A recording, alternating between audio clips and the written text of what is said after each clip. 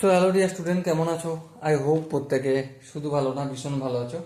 স্ক্রিনের ওপর যে প্রশ্নটা দেখা যাচ্ছে, এই প্রশ্নটা অলরেডি এসএসসি সিএইচএসএল এ আসছিল। কত সালে? 2020 সালে। ওকে, সেই প্রশ্নটা কি দেওয়া রয়েছে প্রথমে পড়ে নিই। কি দেওয়া রয়েছে দেখো, if cos square theta plus cos to the power 4 theta equal to 1, then the value of sine theta plus sine square theta is.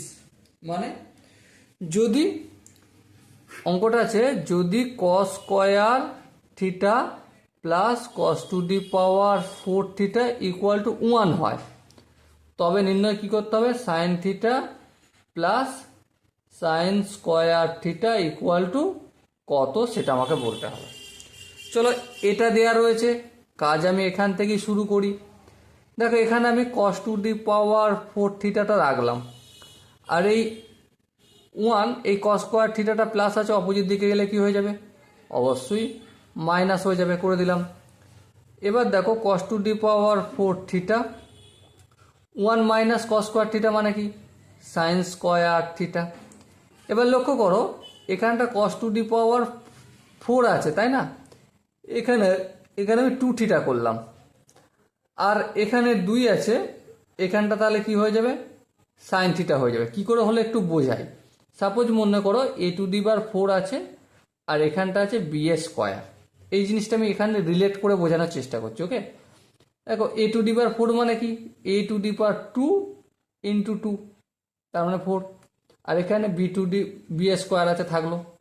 এবার দেখো, A to the power square, A square, আর এই যে দুইটা রয়েছে, এই দুটো সমানের বাম দিক থেকে ডান দিকে পাঠালে কি হবে? বি স্কোয়ার যেমন থাকলো থাকলো। তারপর কি হবে দেখো, এই পাওয়ারে এটা 2 ছিল, 1-2 হয়ে যাবে। যদি এখানে 3 থাকতো 1-3 হতো, 4 থাকলে 1-4 হতো। ওকে, এই দুই কেটে গেল। তো কি পেলাম? এ স্কোয়ার ইকুয়াল টু বি পেলাম। আশা করি এই জায়গাটা তোমরা বুঝতে পেরেছো। সো আমাদের আনসার কি হলো? কস square theta equal to sine theta. এবার দেখো, কস স্কোয়ার থিটা মানে কি জানি? 1 minus sine square theta equal to sine theta. এবার দেখো, এই যে মাইনাস সাইন স্কোয়ার থিটার সমানের বাম দিক থেকে ডান দিকে নিয়ে যাব, তাহলে কি হয়ে যাবে? প্লাস হয়ে যাবে। তাহলে 1 ইকুয়াল টু, বাম দিকে 1টা পড়ে রইল, 1 equal to sine square theta, আর এখানে প্লাস সাইন থিটা তো প্লাসই আছে। সো দেখো, এবারে ধ্যান দিয়ে লক্ষ্য করো, কোশ্চেন আমাকে কি জিজ্ঞাসা করেছিল? Sine theta plus sine square theta equal to কত? দেখো, sine square theta plus sine theta equal to 1 হয়ে গেল। Okay, so dear student, I hope তোমরা প্রতিটা স্টেপ বুঝতে পেরেছো। যদি কোনো স্টেপ বুঝতে অসুবিধা থাকে, ডাউট থাকে বা কনফিউশন থাকে, তার জন্য কি করতে হবে? কমেন্ট সেশন খোলা রইল। দেখা হচ্ছে তোমার সাথে কমেন্ট সেশনে। ততক্ষণ পর্যন্ত ভালো থেকো, সুস্থ থেকো এবং জয় হিন্দ।